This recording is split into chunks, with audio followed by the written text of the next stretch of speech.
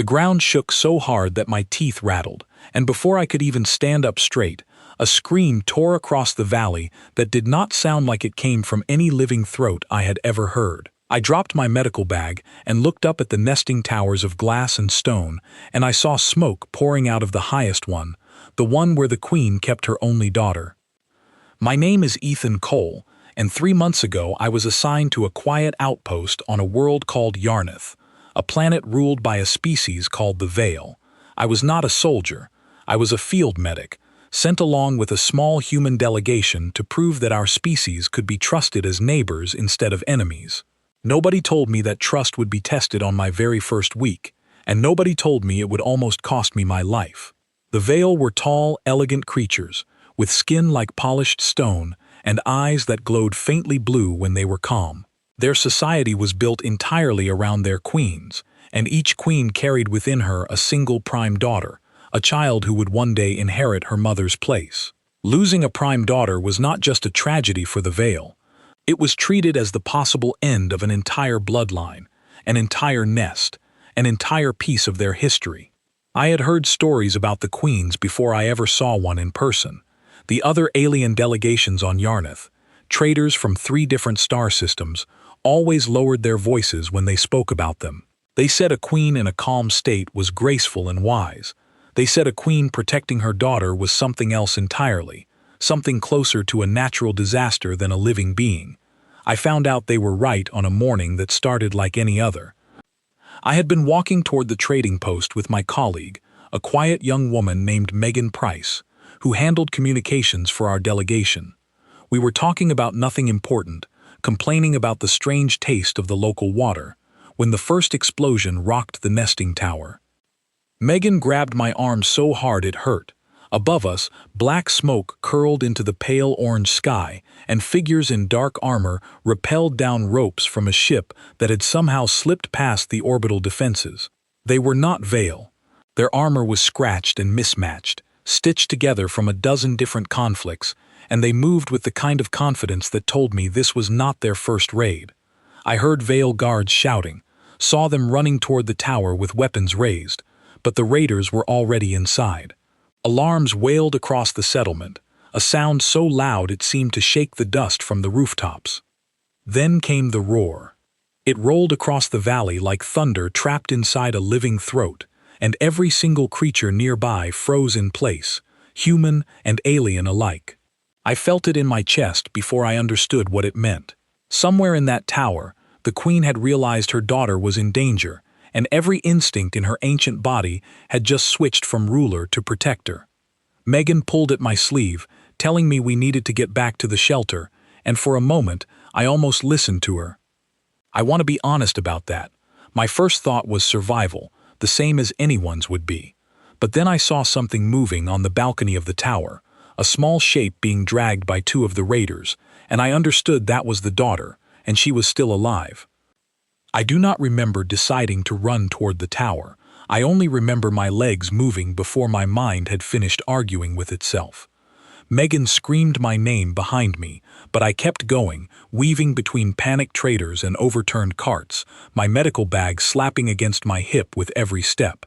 Ahead of me, Veil guards were falling back from the base of the tower, some of them wounded, none of them willing to go further inside. I understood why the moment I turned the corner and saw the queen herself standing in the courtyard.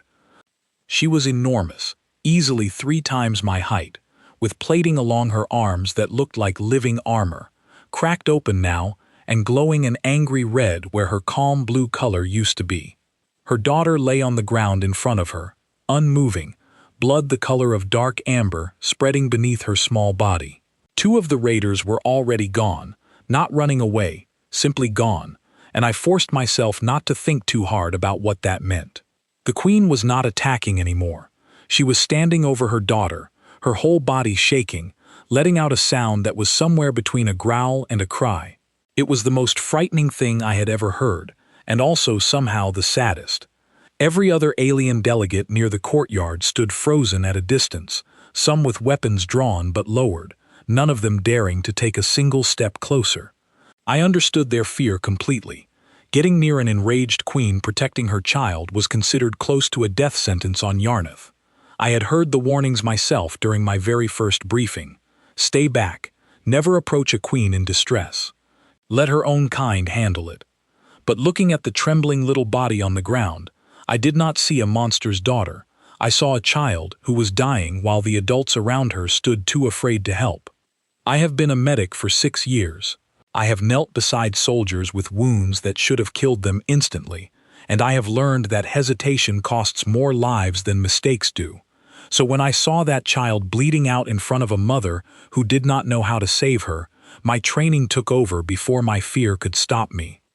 I stepped past the frozen guards. I stepped past the other alien delegates who were staring at me like I had lost my mind. I heard Megan's voice somewhere behind me, thin and frightened, calling my name one more time, and then I stopped hearing anything except the pounding of my own heartbeat. The queen's head snapped toward me the instant I moved into the open. Her glowing eyes locked onto mine, and for one long moment, neither of us moved. I held my hands up, empty, no weapon, nothing that could be mistaken for a threat. My medical bag hung loose at my side, and I let it stay there, visible, unopened, so she could see exactly what I was carrying. I did not know if the veil understood spoken human words in a moment like this, but I spoke anyway, because staying silent felt more dangerous than saying something. I told her I was not here to hurt her daughter. I told her I was a healer, and that I only wanted to help. My voice shook more than I wanted it to, but I kept talking, kept my steps slow and steady, kept my palms open toward her the entire time. The queen let out another sound, lower this time, more warning than rage, and the ground beneath her clawed feet cracked slightly from the pressure of her stance. Every instinct in my body screamed at me to turn around and run, to listen to the same fear that kept everyone else rooted in place. But I thought about the child on the ground, about how every second I hesitated was a second closer to losing her completely, and I forced my feet to keep moving. I was close enough now to see the wound clearly, a deep gash along the daughter's side, her breathing shallow and fast, her small clawed hands twitching weakly against the stone ground. The queen's massive form curled protectively around her, blocking most of my view, her cracked plating glowing brighter with every passing second. I stopped just outside the reach of her arm and knelt down slowly, lowering myself to the ground the way I would with any frightened animal or any frightened parent. I kept my eyes on the daughter, not the queen, because I needed her to understand that my only focus was saving the child, not challenging the mother. The queen's clawed hand hovered inches from my head, trembling, undecided. I could feel the heat radiating off her plating, could hear the low rumble building in her chest that might have been the last sound I ever heard. I did not look up. I kept my voice calm and steady, repeating the same simple words over and over, telling her I was here to help, that I would not hurt her child, that she needed to let me get closer. Somewhere behind me, I heard one of the other delegates whisper that I was either the bravest person they had ever seen or the biggest fool, and honestly, in that moment, I was not entirely sure which one was true. The seconds stretched out longer than they should have been possible to stretch. My knees ached against the stone. Sweat ran down the back of my neck despite the cool morning air. And then, slowly, impossibly, the queen's clawed hand lowered back to her side. She did not step away. She did not stop watching me with those glowing eyes. But she let me move closer to her daughter, and in that single small movement, I understood that something had shifted between us, something that had no name in any language I knew. I reached into my bag with hands that were shaking harder than I wanted to admit, and I got to work, because the child in front of me did not have time for me to be afraid anymore. Blood soaked through the fabric of my gloves within seconds, warm and strange, a color no human medic had ever been trained to treat. I pressed a compress against the wound on the daughter's side, and she flinched under my hands, a small whimper escaping her that made the queen's whole body tense above me like a drawn bowstring.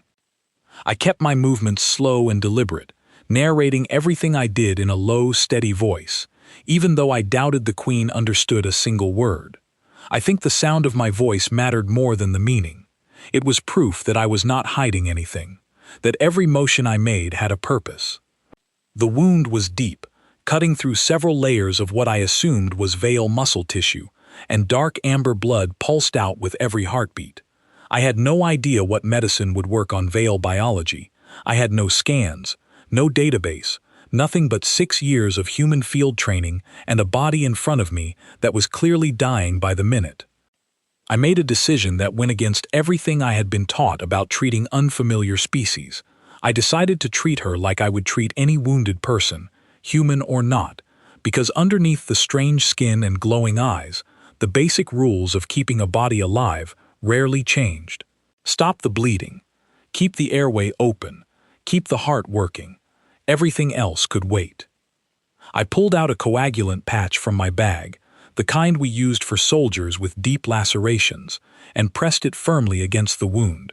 The daughter's body reacted almost immediately, her breathing hitching, her small clawed fingers digging into the stone ground beneath her. I held my breath, waiting to see if the patch would help or make things worse, waiting to see if the strange chemistry of her blood would reject the treatment entirely. For 3 long seconds nothing happened. Then, slowly, the wild pulsing of blood beneath my hands began to slow. The queen let out a sound that was almost a question, low and rough, and I glanced up at her for the first time since I had knelt down. Her glowing eyes were fixed on the patch, on the way the bleeding had begun to ease, and something in her posture shifted, the tension in her shoulders easing just slightly, though her body still curled protectively around us both. I did not have time to celebrate. The daughter's breathing was still too fast, too shallow, and I could hear a faint rattling sound with every inhale that told me something inside her chest was not right. I pressed my palm gently against her ribs, feeling for the rhythm of her breathing, trying to remember everything I had ever learned about treating collapsed lungs in creatures with completely different anatomy than my own. I made another decision, the kind that could have gotten me killed if I guessed wrong. I reached for a small tube in my bag, one we used for emergency airway support in humans, and I looked directly at the queen before I brought it anywhere near her daughter's throat. I do not know exactly what I was hoping for in that moment. Permission, maybe, even though I knew she could not give it in any language I understood. I simply needed her to see what I was about to do before I did it, because a mother deserved that much, no matter what species she belonged to. The queen's clawed hand twitched, and for a heartbeat I thought she might strike. Instead, she lowered her head slightly, bringing one massive glowing eye level with mine, staring at me with an intensity that made my chest tighten. Then she pulled back just enough to give me room to work. I moved quickly after that, sliding the tube carefully into place, watching the daughter's chest for any sign that I had made things worse instead of better. Her breathing steadied within moments, the rattling sound fading, replaced by something closer to a normal, if still weak, rhythm. Around us, I became aware again of the world outside that small circle of stone. Veil guards had gathered at a cautious distance, their weapons still raised but no longer aimed at anyone in particular, simply held ready in case the situation turned. I could hear Megan's voice somewhere further back, talking urgently to someone, probably trying to explain to our commanding officer exactly what I was doing and why nobody had stopped me yet. I ignored all of it. I had learned a long time ago that the moment you let the noise of a crisis distract you from the person in front of you, that is the moment you lose them. The daughter's eyes fluttered open for just a second, unfocused, glowing faintly the same soft blue as her mother's when calm. She looked at me, this strange pale creature crouched over her with foreign tools and foreign hands, and instead of fear, I saw something closer to confusion, as if she could not quite understand why a stranger from another world was the one keeping her alive. I kept working, checking her pulse, monitoring the coagulant patch, adjusting the tube when her breathing shifted. Every few seconds I would glance up at the queen, partly to reassure her, partly because some instinct told me that losing eye contact for too long might undo the fragile trust we had built in those first terrifying moments. Time became strange during that stretch of treatment. It could have been 10 minutes. It could have been 30. I only knew that my knees had gone numb against the stone, that sweat had soaked through my uniform despite the cool air, and that somewhere along the way, my fear had quietly transformed into something closer to focus. The daughter's condition slowly stabilized, her breathing evened out, the bleeding stopped completely beneath the patch. Her pulse, once wild and thready, settled into something steady and strong. I sat back slightly on my heels, allowing myself the smallest breath of relief, though I knew she was not out of danger yet. She needed proper care, equipment I did not have, medicine designed for her exact biology instead of improvised human tools. I looked up at the Queen and tried to explain this as best I could, using simple words and slow gestures, pointing toward the settlement's medical facility in the distance, then back at her daughter, trying to convey that she needed to be moved somewhere safer, somewhere with better resources than what I carried in a single bag. The Queen studied me for a long moment, her glowing eyes moving between my face and her daughter's now steadier breathing. Then, with a gentleness that seemed almost impossible for a creature of her size and strength, she lowered her massive arms and lifted her daughter from the ground, cradling her with a care that reminded me, strangely, of my own mother lifting me as a child after a fall. I stood up on shaking legs, my whole body suddenly aware of how close I had come to disaster, how one wrong move, one misread signal, could have ended very differently. But it had not. The daughter was breathing, the Queen was calm, or as calm as a mother could be after nearly losing her child.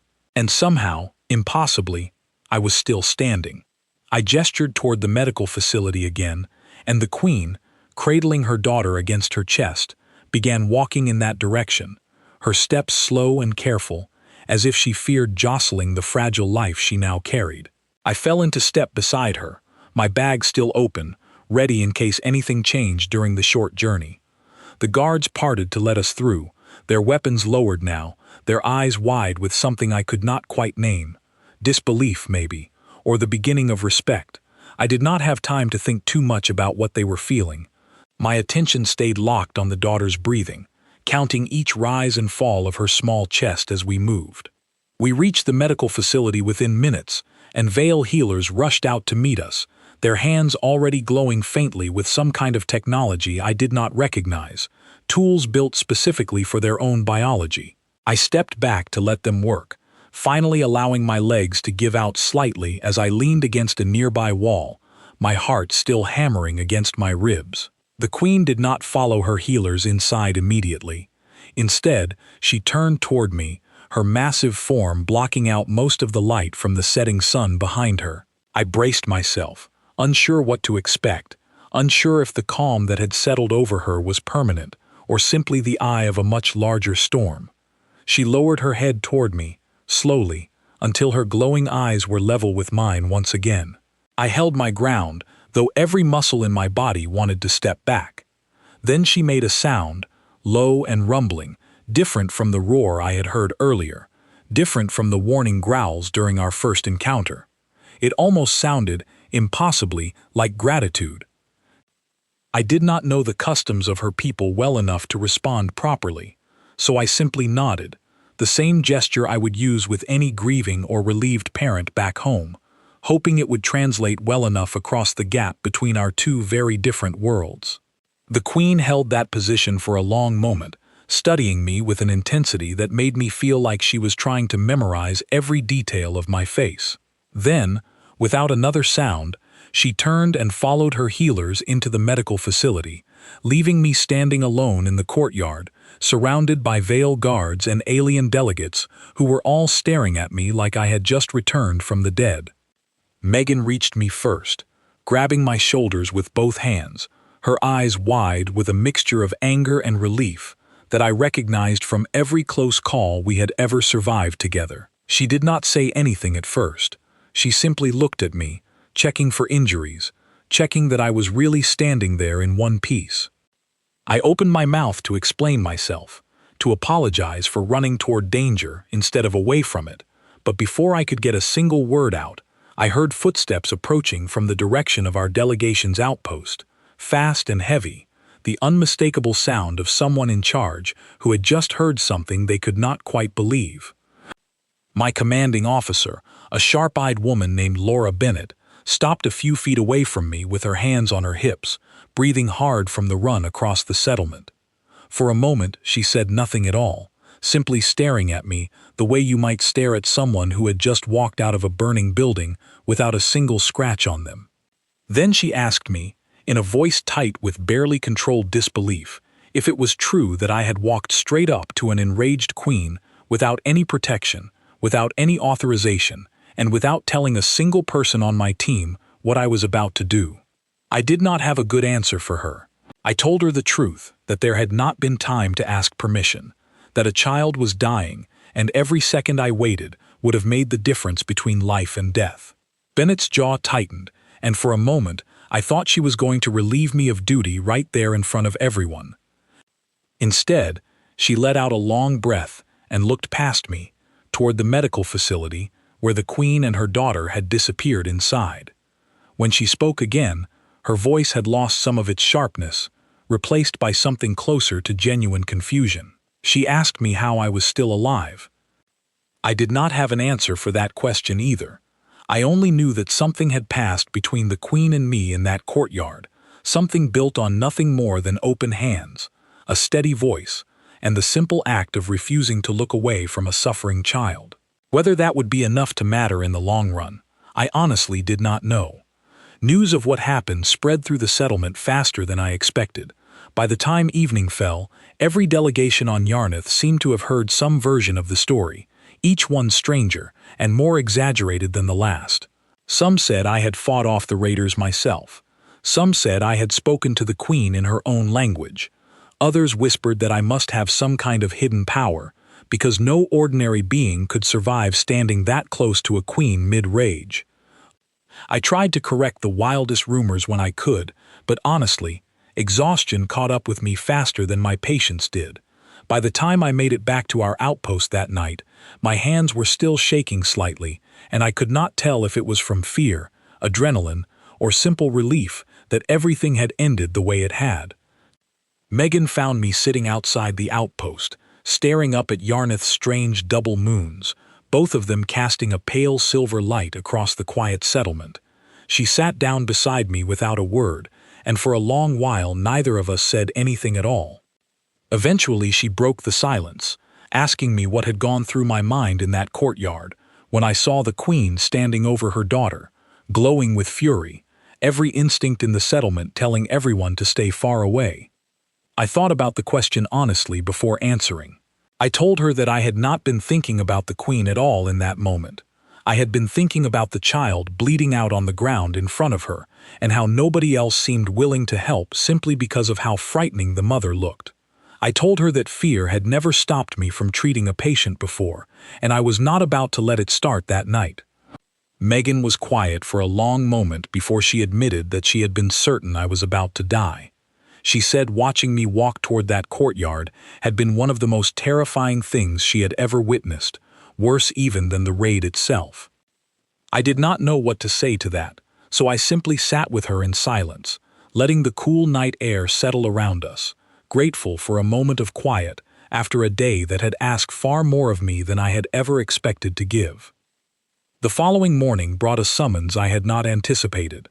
A Veil messenger arrived at our outpost just after sunrise, informing me through a translation device that the Queen wished to see me at the medical facility. Bennett insisted on accompanying me, though she made it clear she still had serious concerns about how casually I had approached a queen the day before, treaty or no treaty. We arrived to find the daughter resting on a raised platform, surrounded by soft glowing lights that I assumed were part of Veil healing technology. Her wound had already begun to close, the amber blood replaced by a strange shimmering tissue that looked almost like healing scar patterns, forming faster than anything I had ever seen in human medicine. The queen stood beside her daughter, her plating restored to its calm blue color, no trace of the cracked red fury from the day before. When she saw me enter, she straightened slightly, and though I still could not read every detail of her expression, something in her posture felt lighter than it had in that courtyard. Through the translation device, she spoke to me directly for the first time, her voice low and resonant, carrying a weight that made the whole room feel smaller somehow. She told me that no outsider had ever approached a queen during a moment of rage and survived, let alone helped save a prime daughter's life. She told me that among her people, such an act carried a debt that could never truly be repaid. I told her, as honestly as I could, that I had not been thinking about debts or rewards when I approached her. I had only been thinking about saving a life that did not deserve to be lost, simply because fear kept everyone else at a distance. The queen studied me for a long moment after I said this, and I noticed several of her healers pause their work to watch the exchange, their glowing eyes flicking between their queen and me with an intensity that suggested this conversation mattered far more than I fully understood. She told me that among the Veil, actions taken without expectation of reward held a special kind of significance, a rare and valuable thing in a galaxy where most alliances were built on calculated advantage. She said my choice to act without hesitation, without thought of personal gain, was something her people rarely witnessed, especially from outsiders they had barely known for more than a few weeks. I felt a strange mixture of pride and discomfort at her words.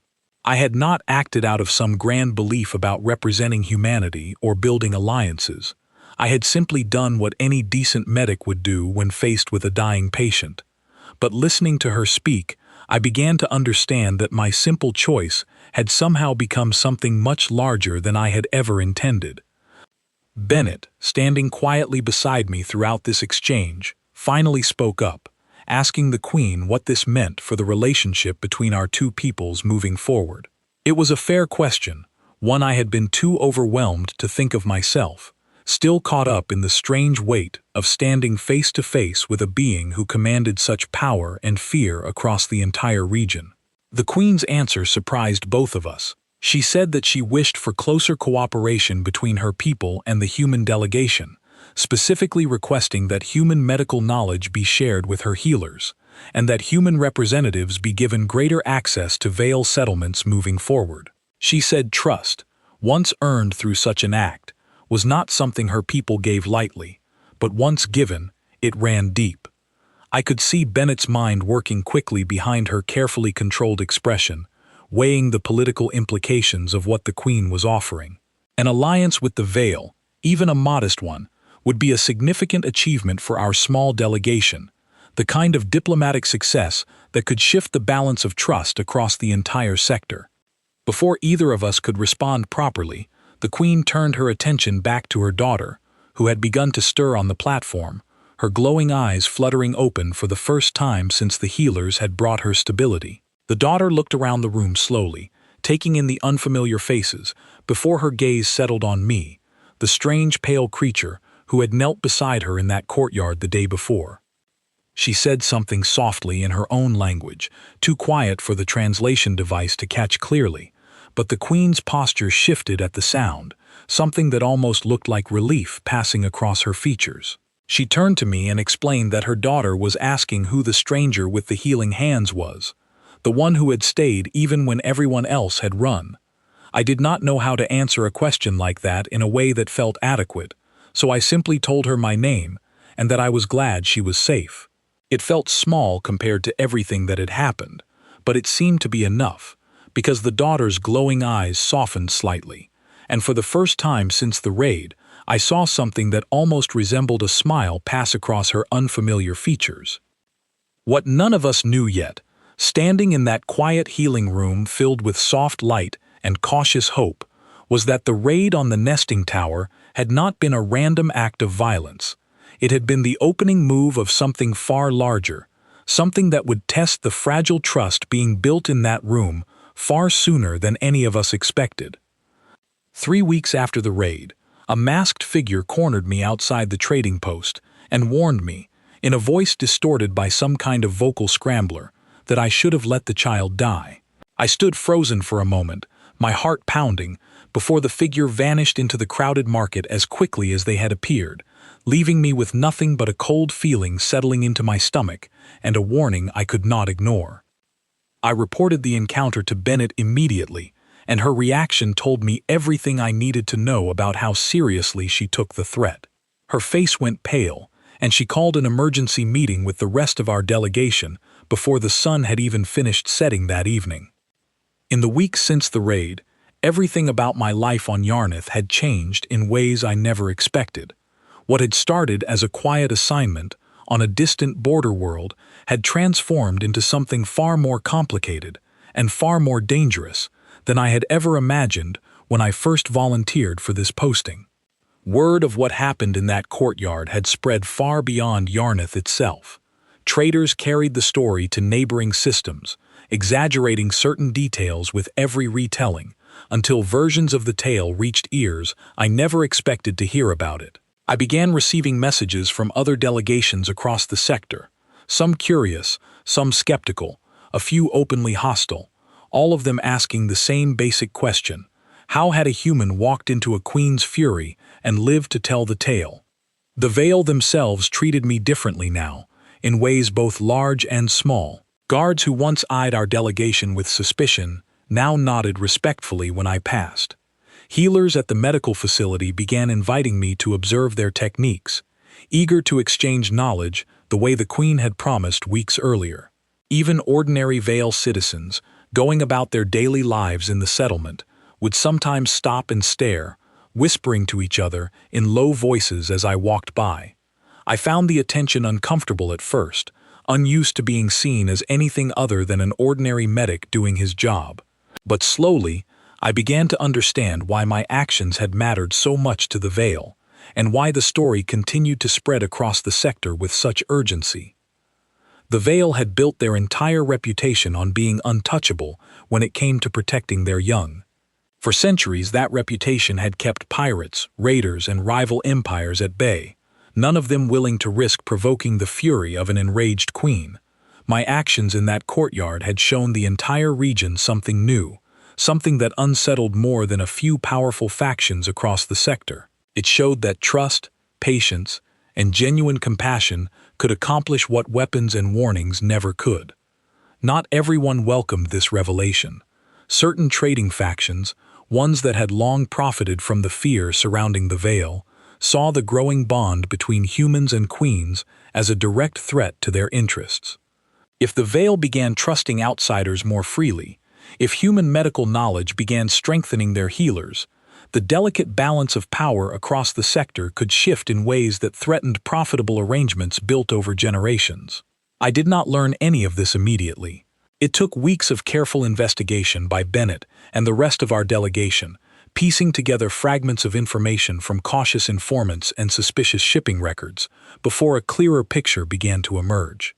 The raid on the nesting tower had not been a random act carried out by desperate raiders. It had been carefully planned, funded by a shadowy alliance of traders and mercenaries who wanted to destabilize the Veil and seize control of Yarnith's valuable resources for themselves.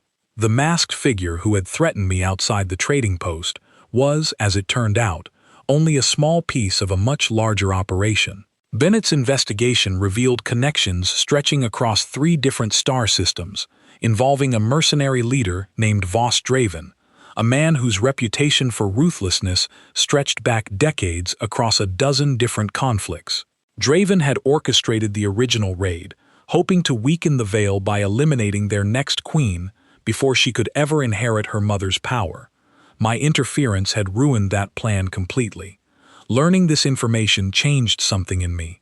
What had started as a single instinctive choice to save a dying child had somehow placed me at the center of a much larger conflict, one I had never intended to become part of. I spent long nights wondering if I had made things worse by acting so quickly, if my choice to step forward had simply delayed a tragedy instead of preventing it entirely. Megan found me during one of those restless nights, sitting outside the outpost again, staring up at the same twin moons that had witnessed the beginning of everything weeks earlier. She sat down beside me and asked what was troubling me, though I suspected she already knew the answer before I even said a word. I told her about my doubts, about the fear that my actions had painted a target on my back, on our entire delegation, and worst of all, on the daughter I had worked so hard to save. Megan listened quietly until I finished, then reminded me of something I had almost forgotten in the weeks of political tension and uncertainty.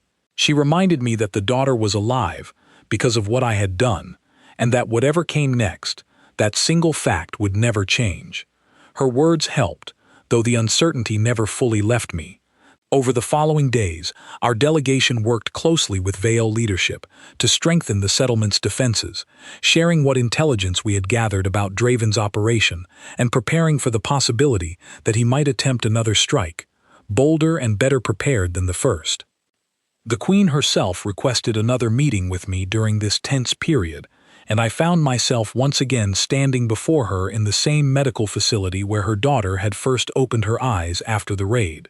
This time, the daughter was well enough to stand beside her mother, her wound fully healed, though a faint scar remained along her side, as a permanent reminder of how close she had come to losing everything. The Queen thanked me formally for the intelligence our delegation had shared, information that had already allowed her forces to intercept 2 smaller scouting parties sent by Draven's network in the weeks since the raid. She told me that her people were preparing for the possibility of a larger attack, strengthening the settlement's defenses in ways that had not been necessary in generations. I asked her, as respectfully as I could, why Draven wanted to target her daughter specifically, rather than simply attacking the settlement's resources directly. The Queen's answer sent a chill through me that lingered long after I left the meeting. She explained that removing a prime daughter before she could inherit her mother's role would not just weaken the current generation of Vale leadership. It would create chaos across the entire nesting network, as rival bloodlines fought for position in the resulting power vacuum, leaving the Vale divided and vulnerable exactly when someone like Draven would want to strike hardest. It was, in other words, not just an attack on one family. It was an attempt to destroy the very foundation that held Vale society together, using fear and chaos to accomplish what direct conflict never could. The daughter, listening quietly to this explanation, spoke up for the first time since I had arrived, her voice steadier now than it had been during those first fragile days of recovery. She asked me directly if I had been afraid when I approached her mother in the courtyard, and I found myself answering honestly, admitting that I had never been more terrified in my entire life. She seemed to consider this for a moment, before responding that she was glad I had been afraid anyway, and had chosen to help her regardless. She said something in her own language to her mother that the translation device did not fully catch, but the Queen's posture softened slightly at whatever she had said, and I caught the faintest hint of something warm passing between mother and daughter that needed no translation at all. Over the following weeks, the bond between our delegation and the Vale continued to deepen, even as tension across the wider sector grew more pronounced. Other alien factions began sending representatives to Yarnith, curious about the growing alliance between humans and Vale, some hoping to establish similar arrangements for themselves, others simply hoping to observe firsthand what had changed. I found myself in an unusual position during this period, no longer simply a field medic but something closer to a bridge between 2 very different worlds. Vale healers regularly sought my guidance on treating unfamiliar injuries, while human specialists back at our main outpost grew increasingly interested in studying the remarkable healing technology the Vale had developed over centuries. Bennett, despite her early concerns about my reckless behavior during the raid, eventually admitted that my actions had accomplished something no amount of careful diplomacy could have managed on its own. She told me, during a rare quiet moment between meetings, that sometimes the boldest choices ended up mattering more than the safest ones, though she made it clear she still expected me to think before running toward danger in the future. I promised her I would try, though privately I was not entirely certain I could keep that promise if faced with the same choice again. Some instincts, I had learned, ran deeper than caution ever could.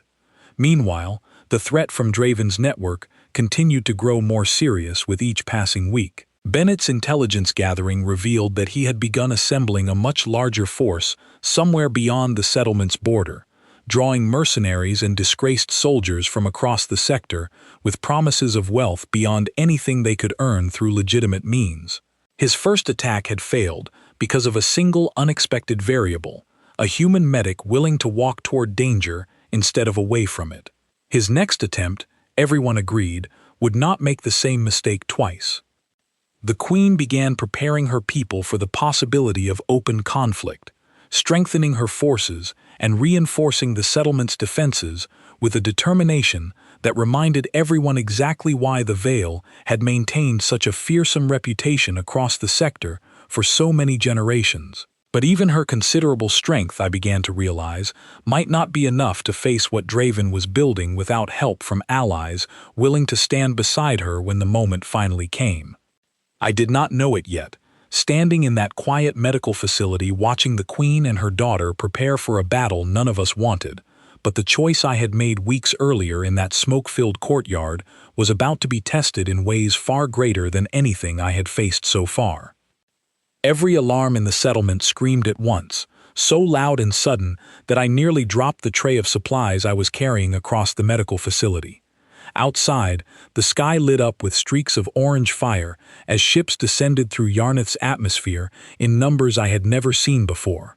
Far more than any scouting party, far more than anything our intelligence had prepared us for. Draven had come, and he had brought everything he had. I dropped the tray and ran toward the command center, where Bennett and the rest of our delegation had already gathered around a display showing the scale of the incoming assault. Dozens of ships, maybe more, converging on the settlement from multiple directions at once, clearly designed to overwhelm the defenses before the Veil could properly organize their response. Bennett's face was grim as she turned to me, explaining quickly that Draven's forces had somehow bypassed the outer defense perimeter, likely using technology stolen or purchased from one of the sector's more disreputable dealers. She told me our delegation's priority now was supporting the Veil's medical response, keeping as many people alive as possible while their warriors handled the actual fighting. I nodded, already moving toward the medical facility's emergency supplies, my mind racing through triage protocols and treatment priorities. But even as I worked, a part of me kept thinking about the Queen and her daughter, wondering where they were in the chaos unfolding outside, wondering if the bond we had built over the past weeks would matter at all in the face of an assault this size. I did not have to wonder for long. A Veil messenger burst into the medical facility minutes later, informing me through frantic gestures and broken translation that the Queen had requested my presence immediately at the settlement's central defense point, where the fighting had already grown fierce. Bennett tried to stop me, reminding me sharply that I was a medic, not a soldier, that running toward the heart of a battle was an entirely different kind of risk than approaching a single grieving queen in a courtyard weeks earlier. I understood her concern completely, but I also understood that the Queen would not have called for me unless something important depended on my presence there, and I was not about to let fear stop me twice when it had failed to stop me the first time. I grabbed my medical bag and ran toward the central defense point, the sounds of battle growing louder with every step, explosions rattling windows, the sharp crack of weapons fire echoing between the settlement's towers. Veil warriors moved past me in organized groups, their plating glowing bright with battle readiness, engaging Draven's mercenaries in fierce close combat that reminded me exactly why the Veil had earned their fearsome reputation. I found the Queen at the center of the fighting, her massive form a whirlwind of controlled fury, cutting through waves of attackers with a precision that seemed almost impossible for a creature of her size. Beside her, to my surprise, stood her daughter, no longer the fragile wounded child I had first met in that courtyard, but something closer to a young warrior, fighting alongside her mother with a determination that spoke to how much she had recovered in the weeks since the raid. The Queen spotted me approaching and called out, her voice cutting through the chaos of battle, directing me toward a group of wounded Veil warriors gathered near the edge of the fighting. I understood immediately why she had called for me.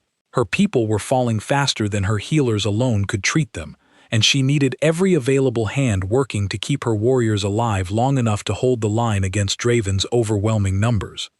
I threw myself into the work without hesitation, treating wound after wound, some familiar enough from my studies with the Veil healers over the past weeks, others requiring quick improvisation as I adapted human techniques to unfamiliar biology in the middle of chaos. Explosions continued to rock the settlement around me, and more than once I felt the ground shake beneath my knees as I worked, forcing myself to stay focused despite every instinct screaming at me to run for cover. A group of mercenaries broke through the Vale's defensive line at one point, charging directly toward the wounded warriors I was treating, clearly recognizing an easy target when they saw one. I looked up just in time to see them approaching, weapons raised, and for a moment, I genuinely believed that this was where my story would end, kneeling beside wounded strangers on a battlefield light years from home. Then the ground shook again, harder this time, and the Queen appeared between me and the approaching mercenaries with a speed that seemed impossible for something her size. She moved through them like they were nothing more than an inconvenience, her massive form a blur of motion, and within seconds the threat had been completely neutralized. She turned to me afterward, her glowing eyes checking me over quickly for any sign of injury, and something in that brief, urgent gesture reminded me exactly of how she had first looked at her own daughter weeks earlier in that smoke-filled courtyard. I realized, kneeling there amid the chaos of battle, that the debt she had spoken of during our earlier meetings had transformed into something else entirely, something closer to genuine protection between allies rather than a simple obligation owed. The battle raged on for what felt like hours, though I later learned it had only been a little over one. Draven's forces, despite their overwhelming numbers, began to falter against the combined strength of Vale warriors, and the defensive strategies our delegation had helped prepare in the weeks leading up to the assault. Every piece of intelligence we had gathered, every defensive position we had helped reinforce, played its part in slowly turning the tide of the fighting. I continued treating wounded warriors throughout the battle, moving from one crisis to the next, barely aware of the passage of time, until I heard a sound that made my blood run cold. Somewhere behind me, near the edge of the fighting, I heard the daughter cry out, a sharp sound of pain that cut through the chaos and sent me scrambling to my feet before I had even finished my current treatment. I turned to see her stumbling backward, clutching her side where her original wound had been, a fresh injury opening beneath a mercenary's blade.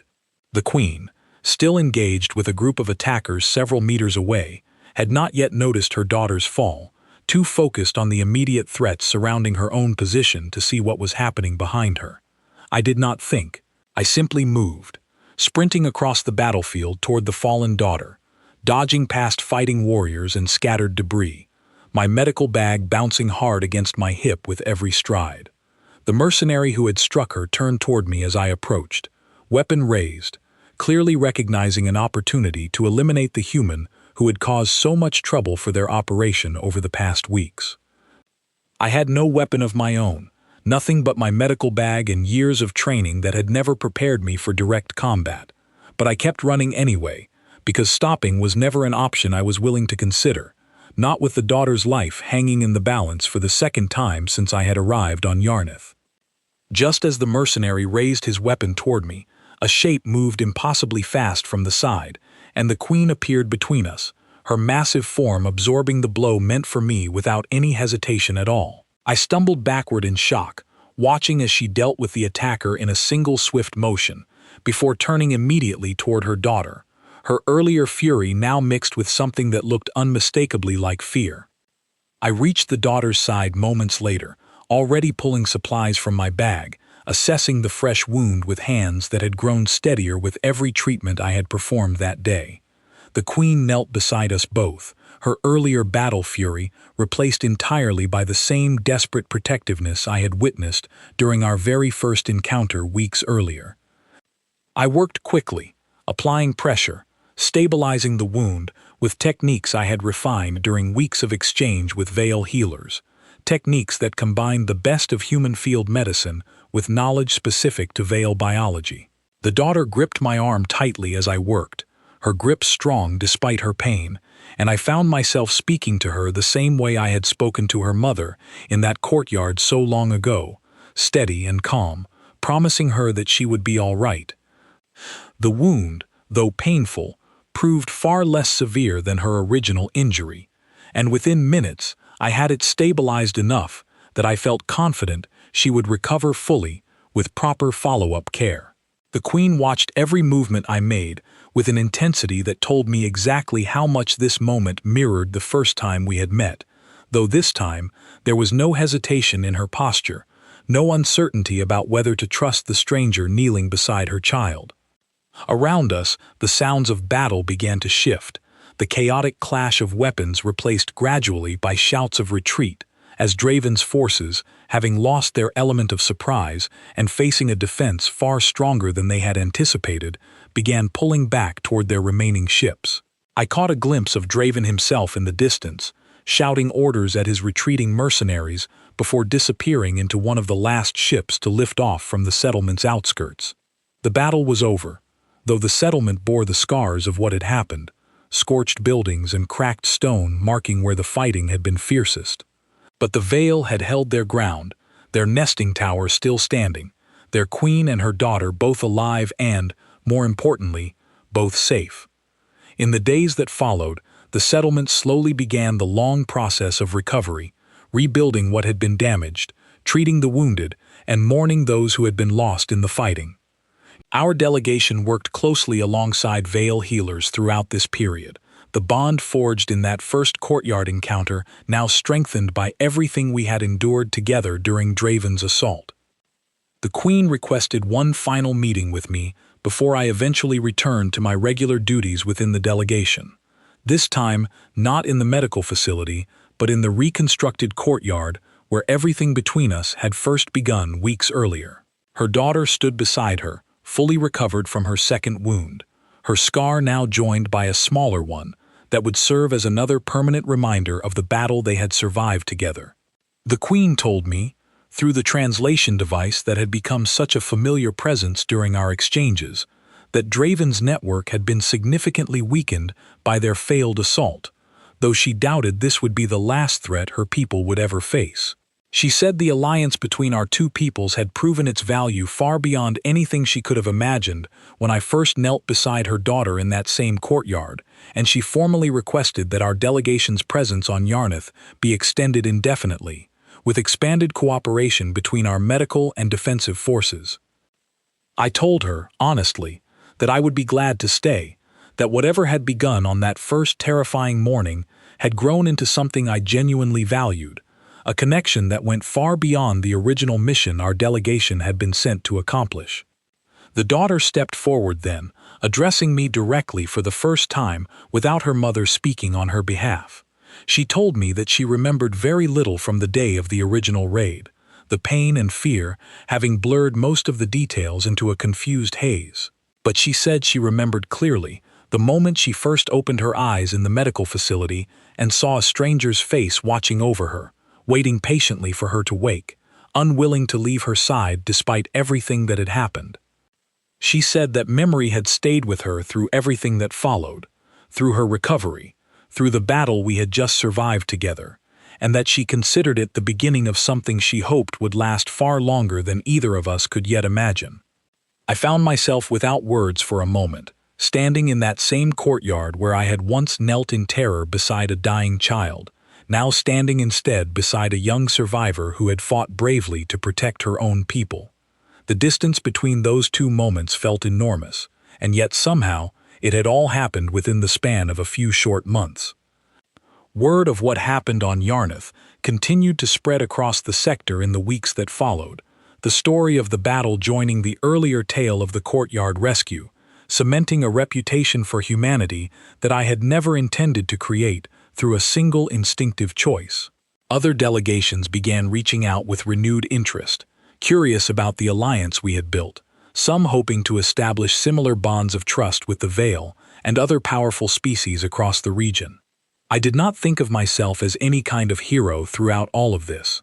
I had simply done what felt right in a single terrifying moment, refusing to let fear stop me from helping someone who needed it, and everything that followed had grown from that single choice, like branches from a single root. But standing in that courtyard, watching the Queen and her daughter, both alive, both safe, both looking at me now not as a stranger from a distant world, but as someone they trusted completely, I understood that sometimes the smallest choices, made in the most frightening moments, could change everything that came after. The wind shifted gently through the settlement, carrying with it the quiet sounds of a community, slowly healing, rebuilding, and moving forward together. And as I stood there, surrounded by allies I never expected to find on a distant border world. I felt, for the first time since arriving on Yarnith, that I was exactly where I was meant to be.